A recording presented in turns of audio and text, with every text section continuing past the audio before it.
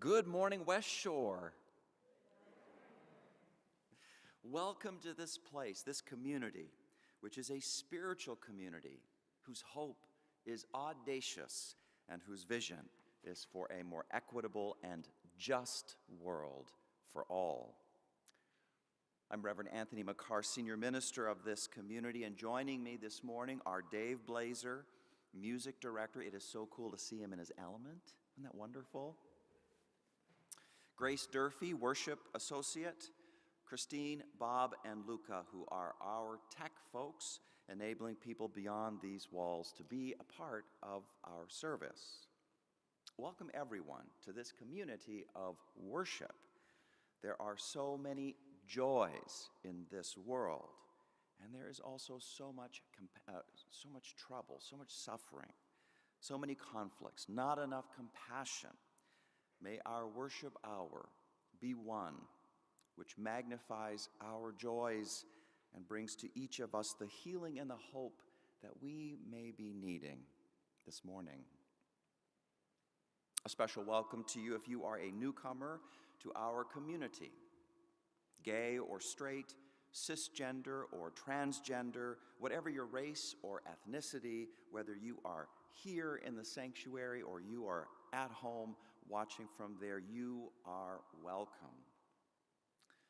I'd like to spotlight several announcements, though to get the full story on each, please check out your weekly e-newsletter, which went out this past Friday, always goes out on Fridays. One is Help Us Help the Homeless. Today and next Sunday, the Social Action Committee will be collecting underpants, t-shirts, hats, gloves for homeless men and women, homeless people. We will also be collecting new or gently used bath towels and washcloths so that people will be able to use the shower facilities at Urban Hope. All items that are collected will be distributed at Urban Hope, the only UU presence in the inner city here. Please be generous and help us provide these very important items for people who are homeless. Look for the box at the social action table in the rotunda. Cash or check donations are also welcome, and you'll want to make those checks payable to Urban Hope.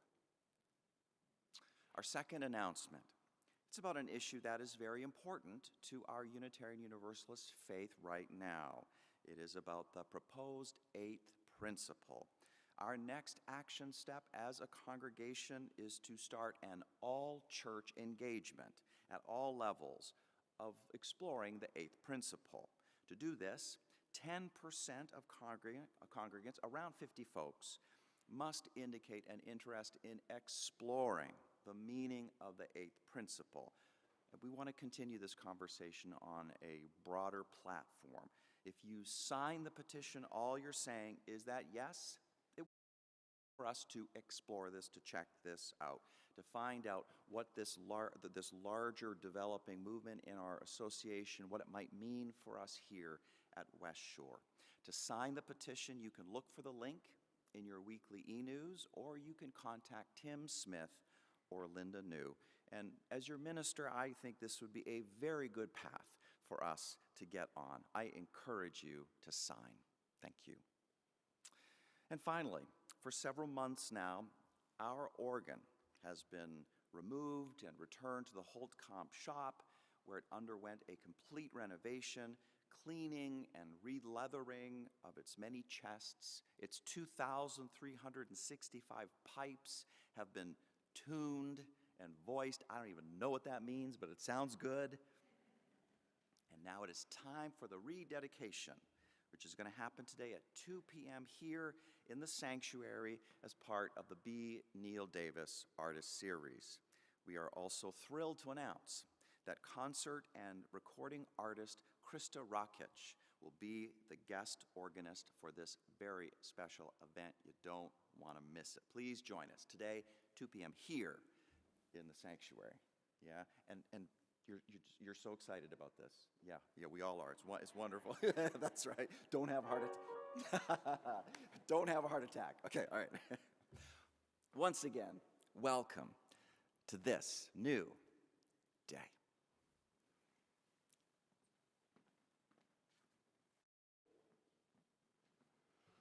our chalice lighting words for today.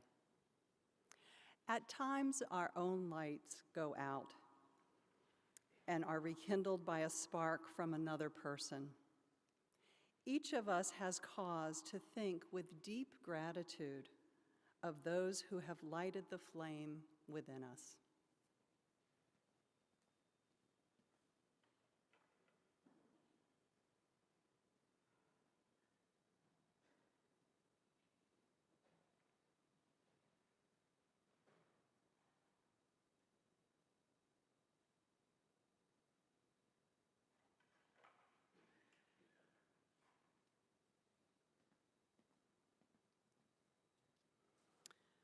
Let us witness to the unity of our spirit by saying together the 7 principles of Unitarian Universalism, which we affirm and promote. The inherent worth and dignity of every person. Justice, equity, and compassion in human relations. Acceptance of one another and encouragement to spiritual growth. A free and responsible search for truth and meaning. The right of conscience and the use of the democratic process. The goal of world community with peace, liberty, and justice for all. Respect for the interdependent web of all existence, of which we are all a part. El valor y la dignidad propia de cada persona. La justicia, equidad y compasión en las relaciones humanas. La acepción del uno al otro y el estímulo al crecimiento espiritual. Una búsqueda libre y responsable por la verdad y el sentido. El derecho de la conciencia y el uso del proceso democrático. La meta de una comunidad mundial con paz, libertad y justicia para todos. El respeto por el tejido interdependiente de todo lo existe, del cual somos una parte.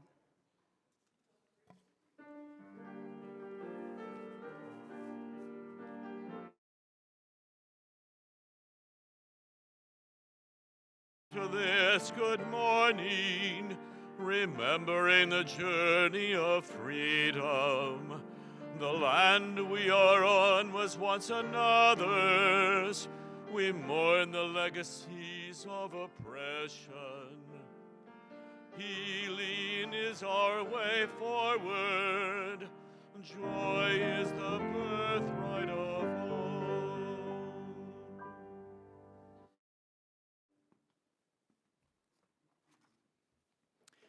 So may it be. And now we turn to our time of greeting.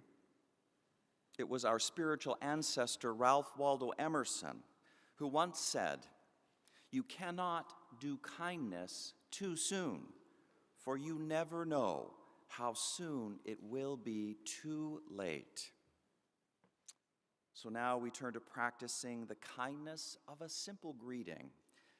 If you are worshiping at home with us, you are invited to share the names of people you're holding in your personal thoughts and prayers this morning. You can type those names into our West Shore Facebook chat.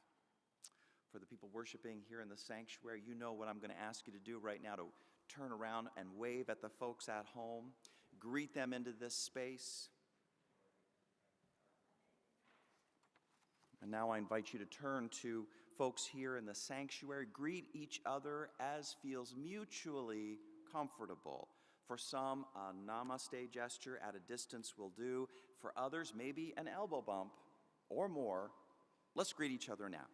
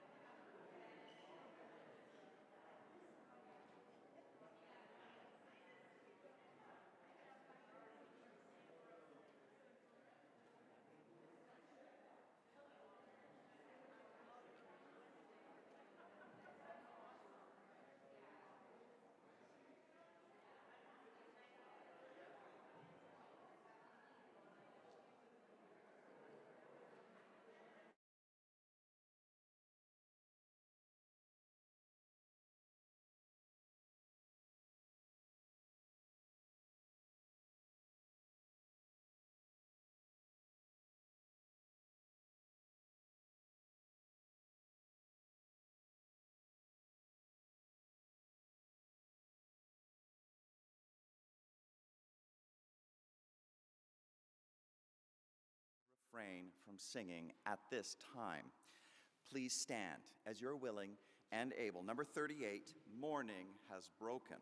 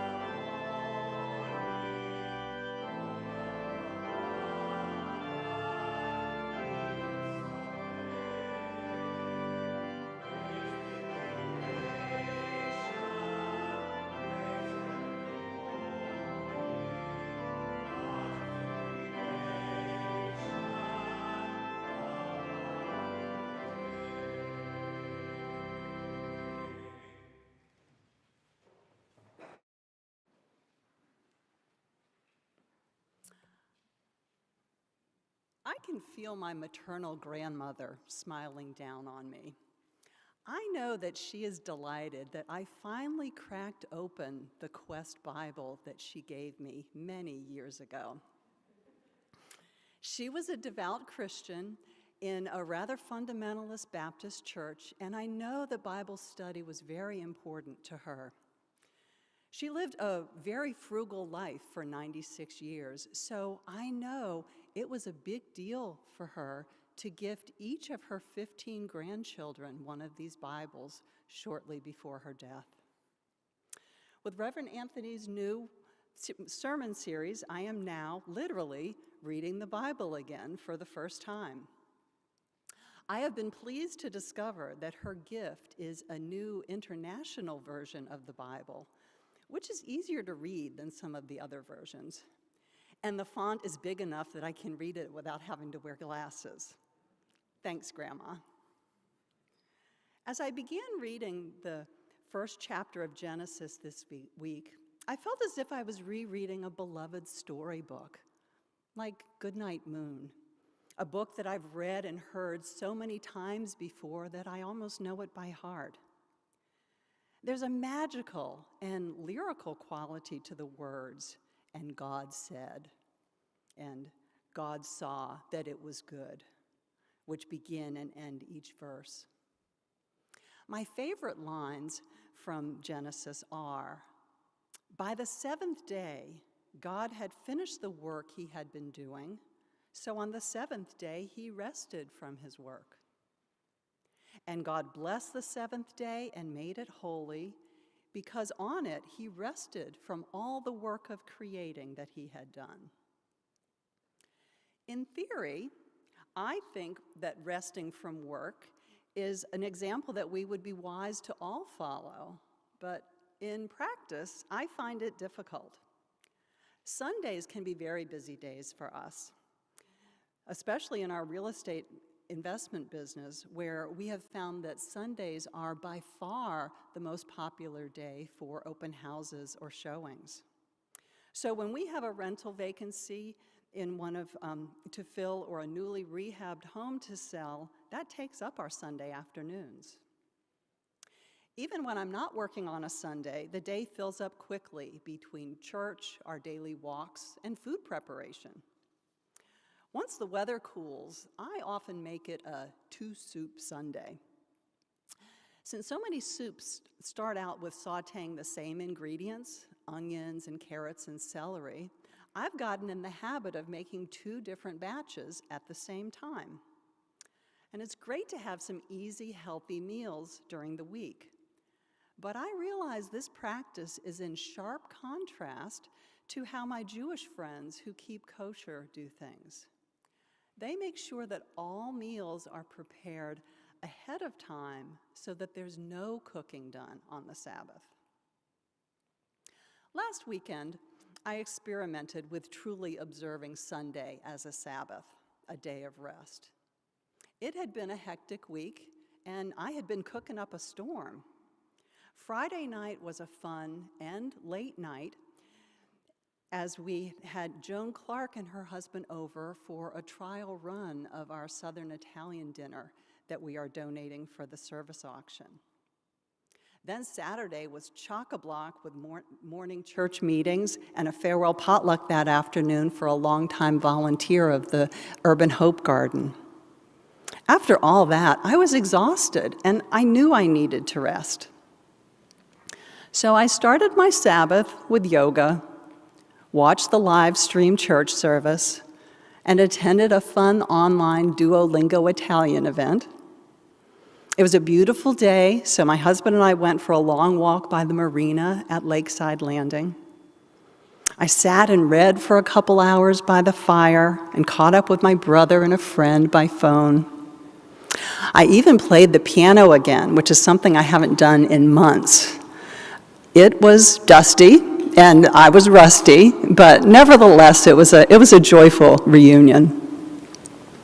Fortunately, there were so many yummy leftovers from Friday night and the potluck that we ate really well without having to cook. Over the course of the day, I could feel my cup beginning to fill again.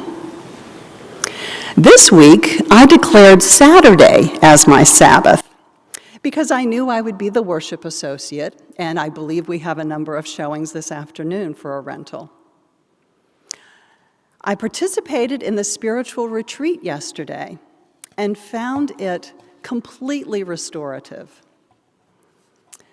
These recent Sabbath experiences have inspired me to commit to setting aside more time for rest, play, and contemplation.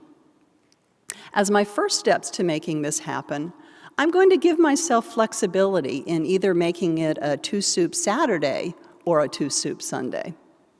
And I'm dusting off my piano.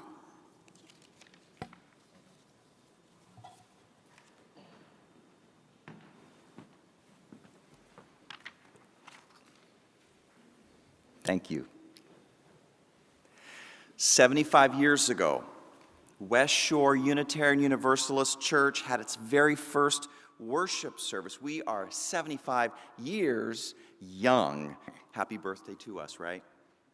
Happy birthday to us. And as we celebrate our beloved community together, we are taking things decade by decade. A long story like ours must be broken up into chapters. So with this month of November, we enter into our chapter from the 1960s. Be sure to take a look at the showcase in the rotunda set up by our wonderful aesthetics committee displaying artifacts from that decade. And to add to that, to help set the stage, consider this video.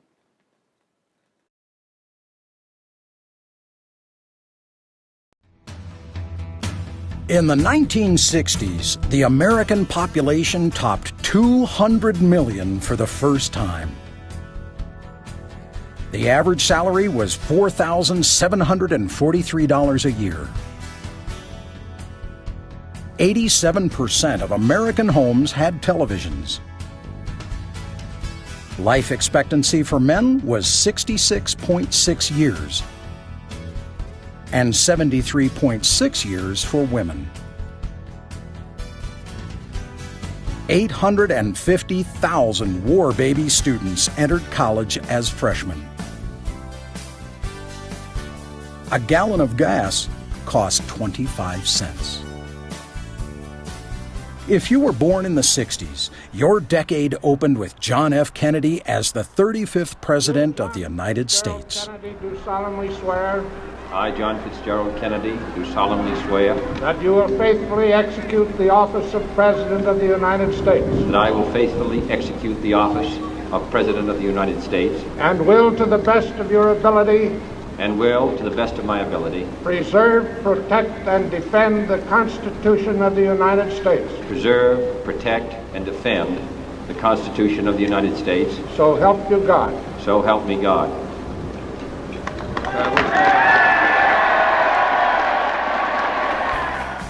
Hugh Hefner opened the first Playboy Club in Chicago.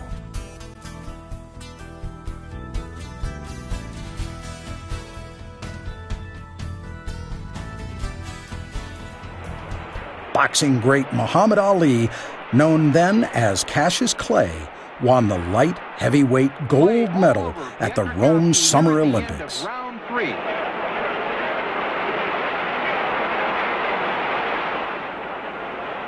The decision goes to Cassius Clay of the United States.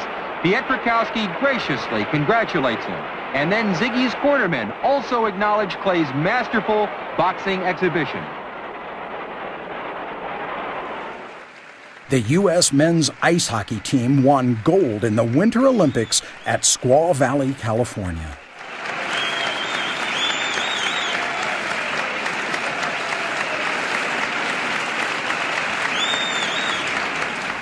Telstar relayed the first transatlantic television signal. History is about to be made in the science of communication among men. Technicians in Europe prepare to receive a signal from the orbiting Telstar satellite that opens this new era. This is the first formal exchange of an official transmission, a beaming of the presidential press conference to the continent, where most of Europe can witness democracy at work.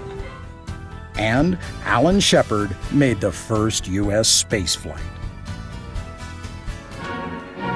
He carries his own portable cooling unit to keep him cool while outside the spacecraft. Accompanied by the astronaut's personal physician, Shepard enters the elevator, which will take him to the spacecraft. The countdown goes on. 5, 4, 3, 2, 1, 0.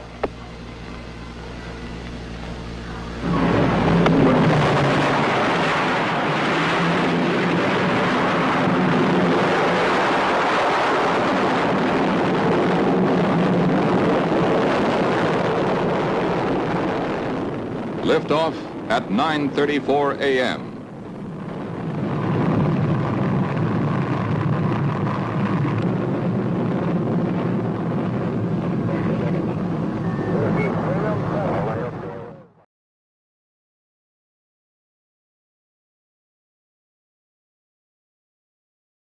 There would be no West Shore. So now, the offering will be given and gratefully received.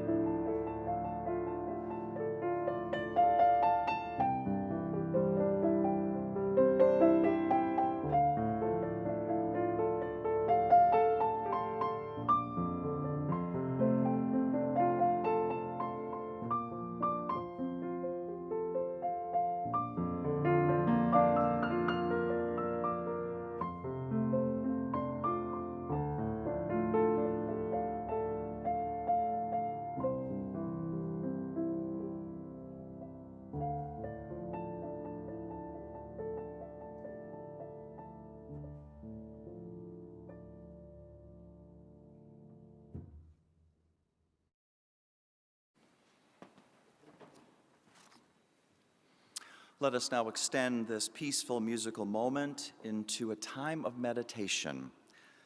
I invite you to close your eyes as you wish. Take a deep breath in. Then breathe it all the way out. Deep breath in.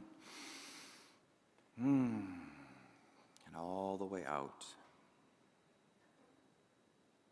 Hear now this poem by Naomi Shihab Nye, entitled Kindness.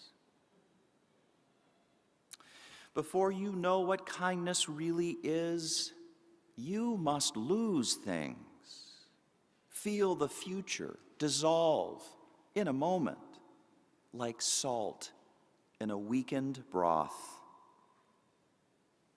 What you held in your hand, what you counted and so carefully saved, all of this must go, so you know how desolate the landscape can be between the regions of kindness. How you ride and ride thinking the bus will never stop, the passengers eating maize and chickens will stare out of the window forever. Before you learn the tender gravity of kindness, you must travel where the Indian in a white poncho lies dead by the side of the road. You must see how this could be you, how he too was someone who journeyed through the night with plans and the simple breath that kept him alive. Before you know kindness as the deepest thing inside, you must know sorrow as the other deepest thing. You must wake up with sorrow. You must speak to it.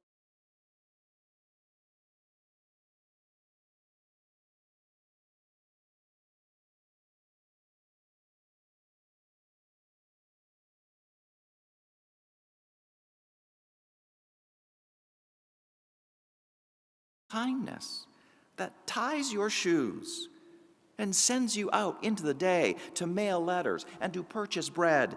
Only kindness that raises its head from the crowd of the world to say, "It is I you have been looking for," and then goes with you everywhere like a shadow or a friend.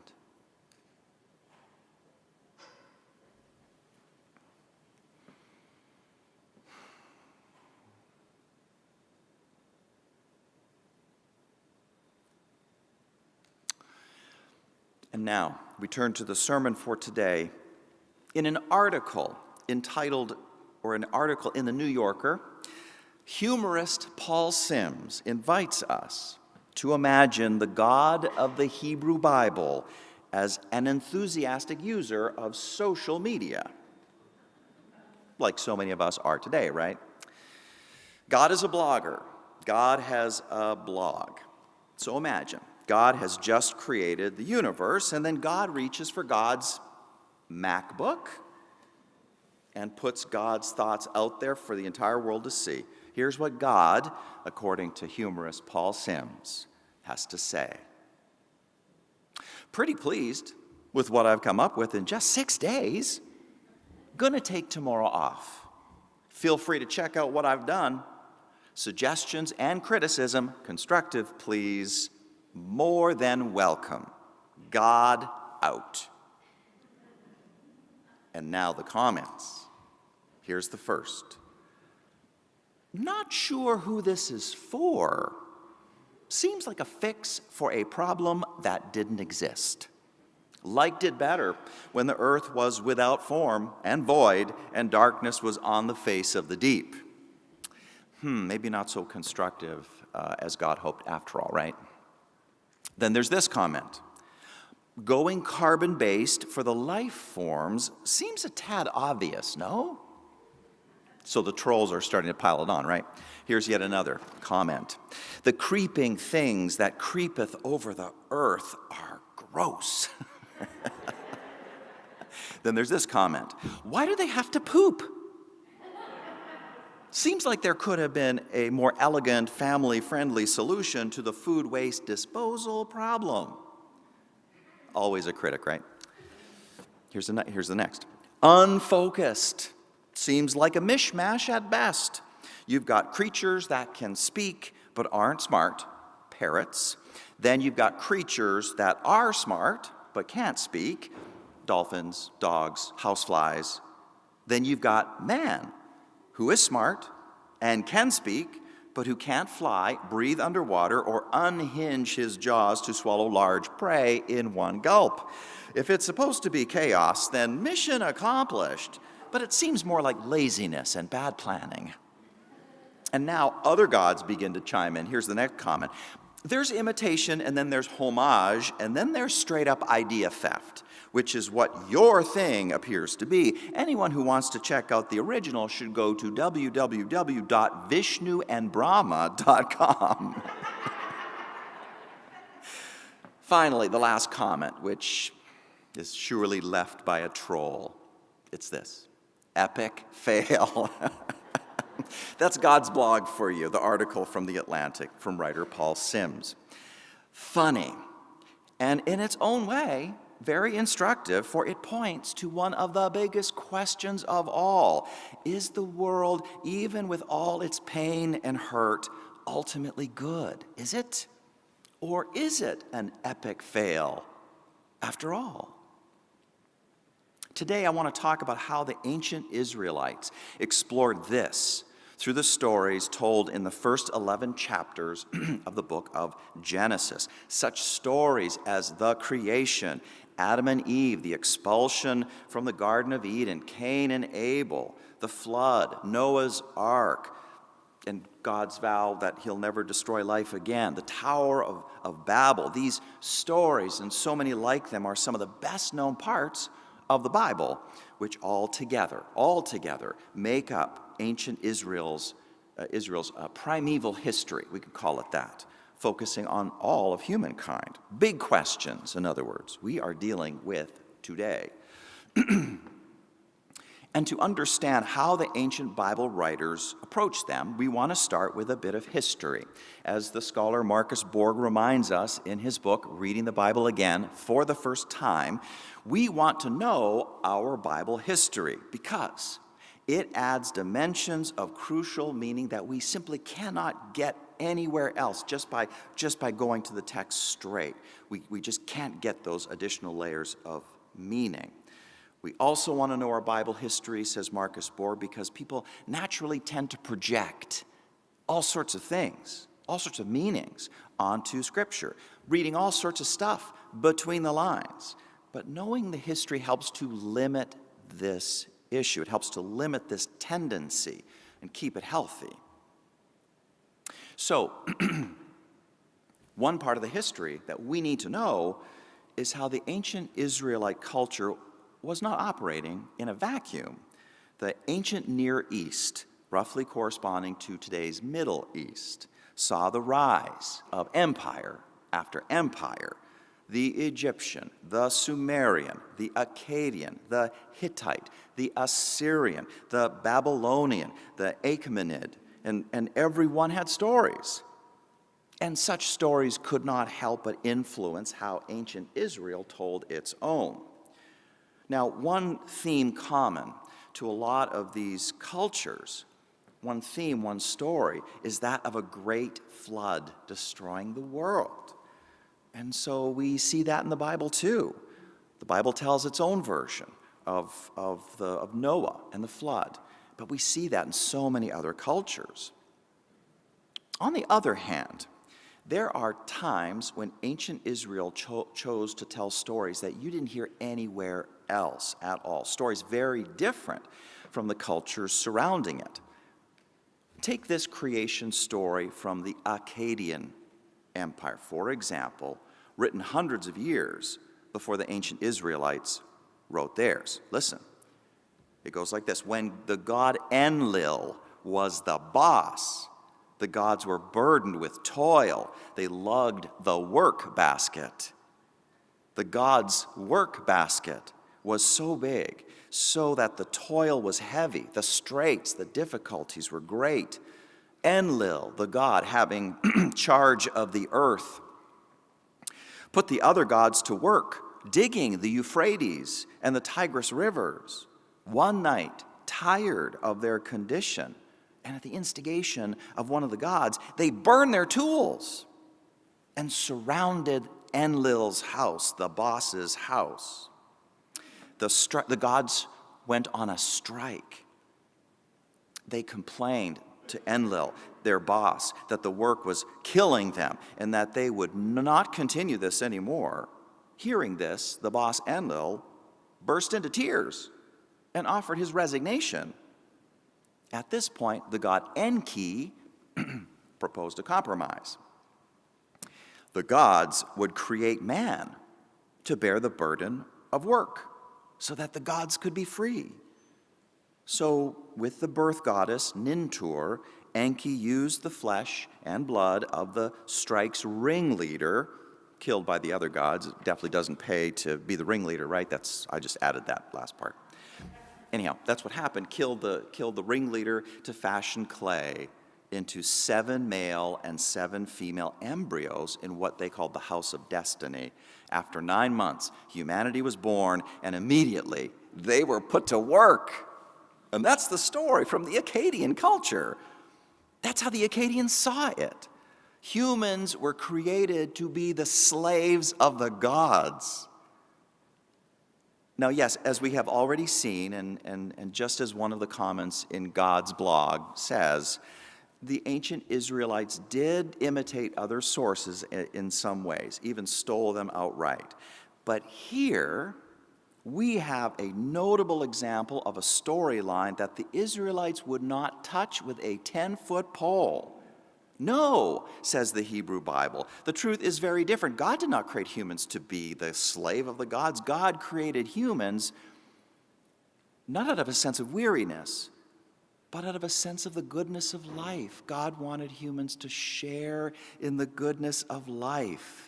The Bible thus says, so God created humankind in his image. In the image of God he created them. Male and female he created them. God blessed them, and God said to them, be fruitful and multiply, and fill the earth and subdue it. And God saw everything that he had made, and indeed it was very good.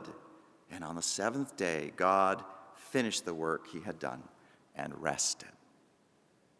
It is this last part that proves my point on how radically different the vision of the ancient Israelites could be from its neighbors. The purpose of creation, where it's all going. It's not meant to be a relentless grind, but a graceful dance of work and rest, a graceful dance of body and spirit, an invitation to every one of us to receive this graciousness into our lives. That's what it's meant to be. In fact, the more you look at the mythologies of other neighboring cultures, the more radical the vision of the Hebrews turns out to be. Take the Achaemenid Empire, which conquered the Babylonians in 539 BCE. The Achaemenids, and the Babylonians too, taught the view known as Zoroastrianism. How many of you heard that word before? Yeah. Essentially, Zoroastrianism is the view that sees the world as a scene of warfare, a scene of cosmic dualism. You got children of light and you've got children of darkness, and life is a condition of warfare between these two sides. Every choice you make, everything you do proclaims which side you are on. When you die, you will be judged, and the judgment determines whether it is hell for you or heaven. Does this picture ring any bells for any of you? Its tone, its basic vision, is one we deal with on a regular basis, right? Because certain versions of Christianity and certain versions of Islam did in fact take into themselves this ancient vision of Zoroastrianism, adopted it for their own purposes. Because Zoroastrianism is an intoxicating vision. It lines up with one aspect of human psychology, which is the persistent tendency to always look for an enemy to blame, something or someone to scapegoat. But the ancient Israelites rejected that outright. The story of the fall of Adam and Eve is certainly their way to explain the origin of evil, but this is light years away from saying that ultimately the world is a scene of warfare and people are fundamentally moral soldiers whose fight against the opposition, which is totally evil, the opposition is totally evil, that fight must be never ending. And can never allow for a time of rest, can never allow for a Sabbath time. But for the Hebrews, no, creation is ultimately good. There is indeed work to be done and evil to heal, but there must also be a time of rest and to enjoy what can be enjoyed. Again, as the Bible says, and God saw everything that he had made, and indeed, it was very good. But now let's shift gears, engage the creation stories of the Bible from a different angle, put historical context to the side for a moment, and just read the text from the very first word, the very first sentence, on down, all the way through. Read the text like this, and the very first thing we learn is that God created humankind male and female. In other words, God created them simultaneously. But keep reading. Read down a little farther, and all of a sudden, the Bible says something very different. That God created Adam first, and then God started to feel a little worried. And this is when the Bible writers put some words in God's mouth, make God say, "It is not good that man shall be alone. I will make him a helper as his partner." At which point, the Bible portrays God creating the animals: bat, butterfly, dolphin, tiger, falcon, snake, wolf, all the rest, but with the express question of whether any one of them could become Adam's ideal partner, which of course turned out to be a bust. So, God made Adam sleep, and then God reached into Adam, took one of his ribs, and you know what happened after that, right? The creation of Eve from Adam's rib. Now, the Bible really says this right after it has just said that God created man and woman simultaneously. At this point, does the word schizophrenic come to mind? And there's more. Earlier in Genesis, we read that the end point of creation was rest. God resting, humankind resting. God seeing that everything that God had made was very good and wanting the rest of us to join in. But just a few passages later, the Bible goes on to tell a very different story. How after the creation, there was no rest, and God continues to be busy. Specifically, he is busy commanding the newly created Adam and Eve to avoid eating from the tree of the knowledge of good and evil in the Garden of Eden. God continues to be busy, and God ultimately sets into motion a sequence of events that, at least according to the Bible, explains why the world, originally good, became such a scene of suffering. God says, "Stay away from the fruit." And then God disappears like a terrible parent. Like a terrible parent. God disappears, and into that vacuum slithers the serpent who tempts the innocent Adam and Eve to eat the fruit. They fall victim. God finds out. He's not happy about it. God expels them from the safety of the garden. It is like a domino effect. The expulsion from the garden, then Cain and Abel and the very first murder, then the proliferation of evil in humanity and the need to cleanse the world via the flood, and then on, extending all the way to this very day, this very moment where we have to deal with stuff like QAnon. Zoroastrianism was QAnon before QAnon, by the way. This very day. where stuff happens, right? This very day, this very moment, we are so busy with all the stories of violence and greed and misery this very day. And I want to ask, where is our Sabbath in all of this? How does that fit in with, and God saw everything that he had made, and indeed, it was very good. I don't know about you, but speaking for myself, I was very slow to ask these kinds of questions about the Bible. It didn't matter that as a high schooler, I would carry a Bible with me everywhere, read it all the time, underline it, made notes, memorized, recited. I was a real fan of Dungeons and Dragons back then, but I read my Bible more than Dungeons and Dragons.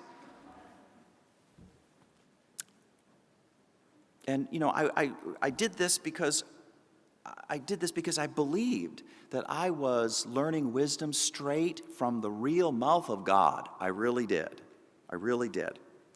But you know what? All that hard work, all of that reading, it didn't matter. It didn't help me to see what was really going on in the text until I went to the University of Chicago and started my seminary education there. 1999, first day of class, the professor points out that there are, in fact, 2 creation stories in the book of Genesis. Genesis chapter 1 through chapter 2, verse 4, and then Genesis chapter 2, verse 4, on to chapter 3, verse 24. They are editorially glued on to each other, one glued on to the other, so as to give the appearance of seamlessness, unless you really start to take a closer look. And then you see the schizophrenia, right?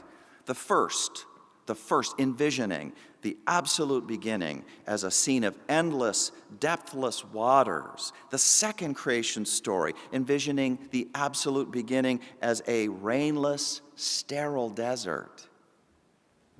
The first creation story, God creates cleanly through the spoken word, through a sheer act of poetry. In the second creation story, God creates by getting his hands dirty.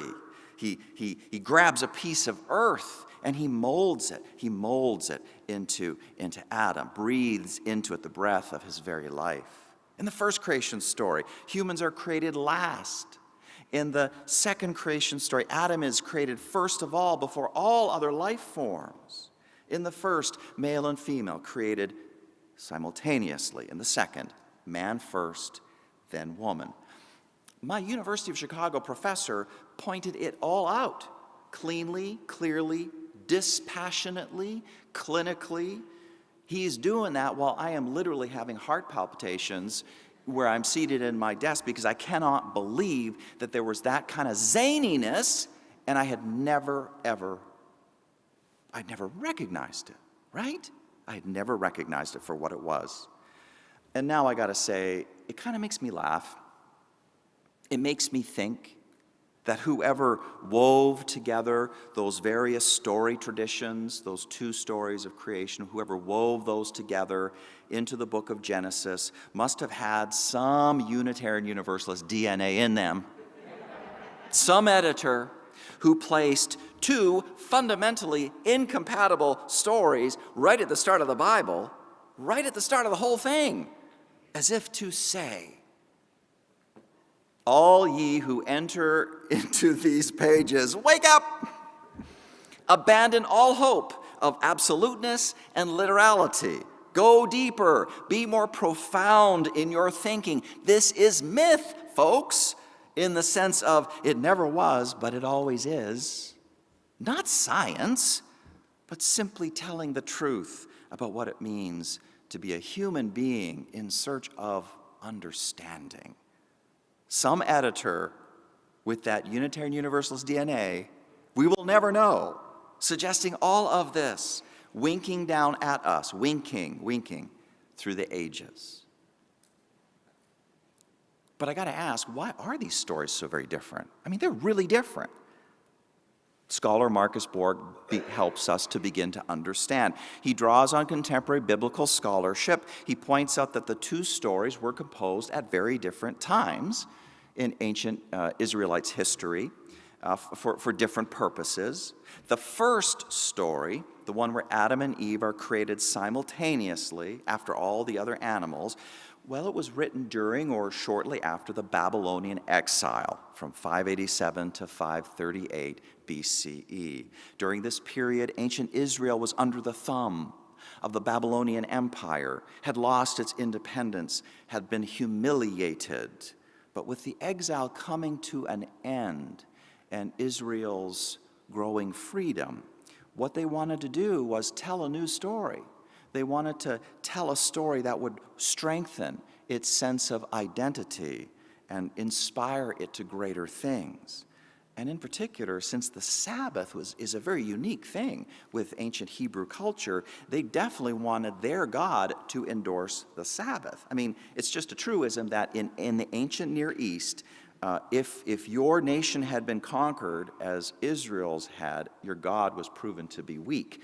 But now, Israel's God was coming into his own again, and so let's tell a new creation story. That is a way of saying our God is the strongest of all.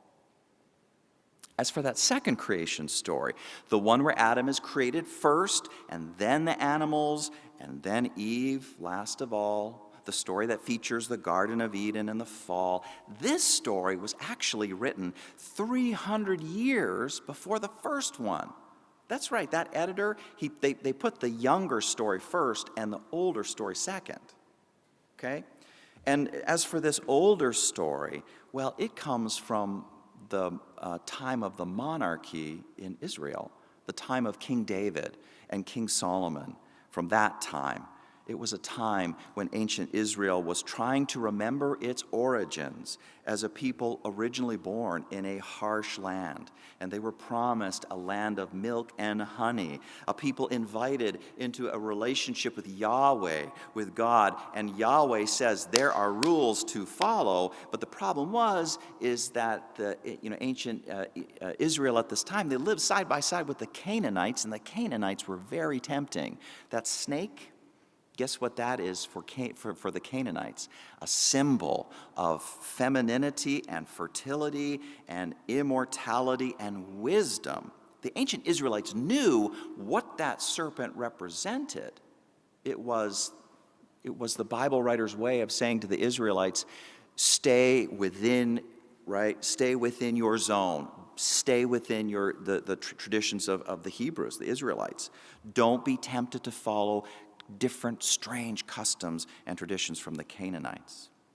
Don't do it, because when you do that, God will have God's revenge. And the fact of the matter is the Hebrews did it all the time, and that is why the ancient Israelites suffered so much and why they were eventually conquered. In short, the two creation stories in this book of Genesis are quite different because they were written at different times for different purposes. And I want to say one more thing today, a final observation, and that there is great wisdom to be had from both of these creation stories, wisdom that can speak to our time today. I mean, beyond their historical significance, beyond the absolutely incompatible details, the schizophrenia, yes, admit that up front, beyond that, there is a metaphorical richness to these stories, especially in how the two stories are told together. They are seamlessly put together. Following the Bible's lead, what if, when we are trying to tell the meaning of our lives, we always told two kinds of stories, these two kinds of stories, and we told them simultaneously? What I mean by that is, one of the stories of our lives that we would tell sounds like that creation story that appears second in the Bible, the one that speaks to the basic human predicament of having to learn through trial and error. We are each like Adam and Eve, and we've got to learn through trial and error. And where's God? Well, God's absent, right? We've got to learn. We learn the hard way. We are free and naive, and we make choices, and we get hurt. Some of those choices serve us well, but others don't. We get hurt. This same story, which predicts how temptation is going to slither up to each of us exactly when we think we've got our lives in order, exactly when we think our relationships are steady, our work is steady, we got a good rhythm going.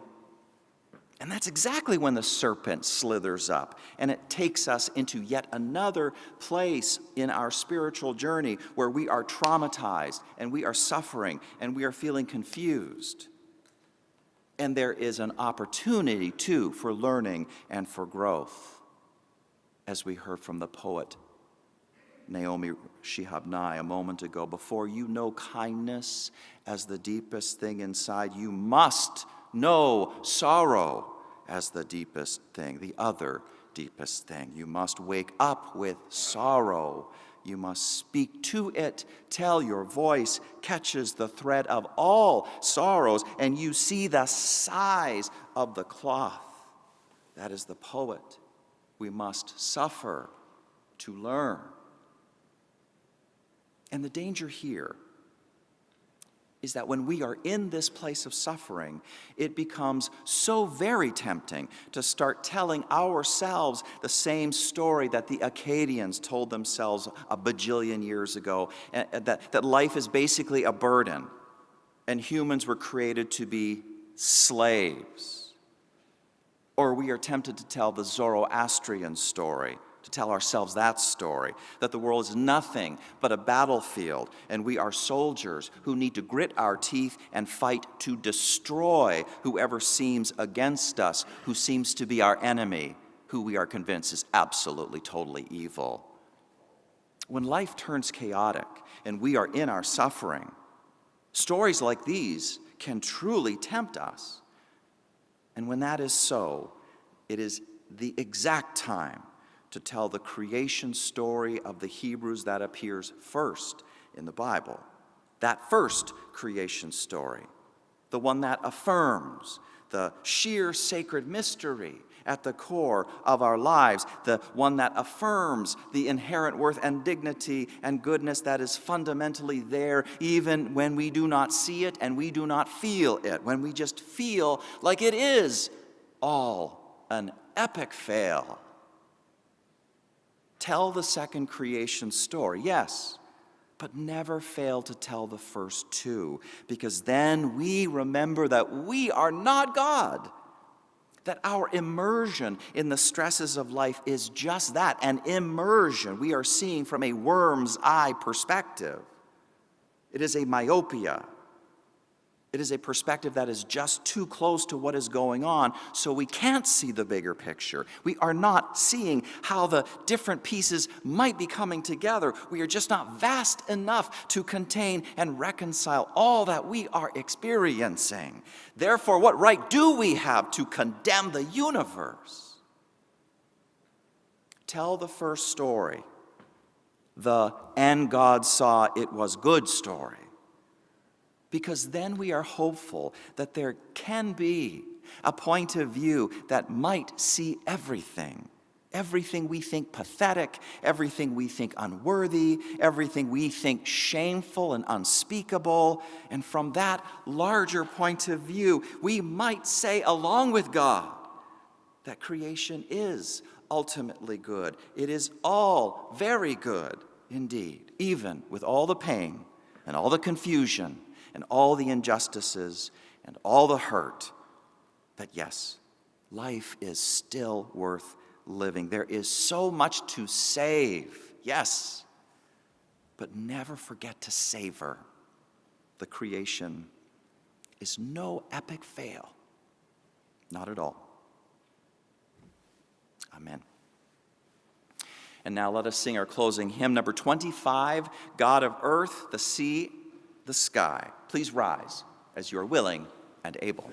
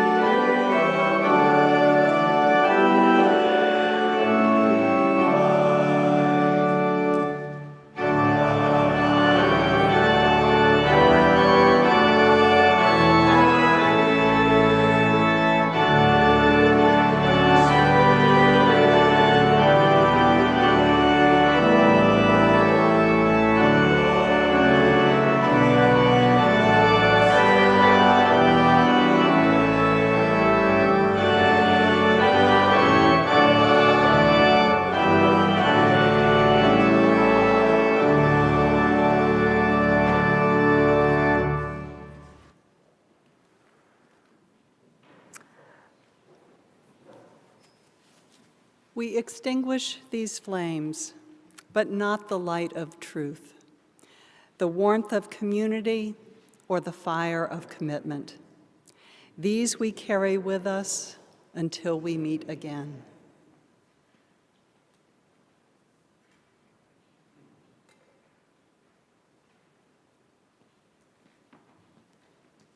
Just a quick reminder, please join me for the sermon chat at 12:30 p.m. today. I will see you on Zoom. Right before that, I'm going to be with a new member class. I'd like to start doing sermon chats right after the service in the sanctuary. Want to start that again, so just to say at some point we'll get that back together. Would love to explore worship services and sermons with you and learn from each other, teach each other. It's a lovely space. So that's going to be coming up for us. But today, 12:30 on Zoom. And now today's benediction. Go in peace. Speak truth. Give thanks each day. Respect the earth and all creatures, for they are alive like you. Care for your body. It is a wondrous gift. Live simply. Be of service. Be guided by your faith and not your fear. Go lightly on your way. Walk in a sacred manner. Ashe and Amen. So may it be.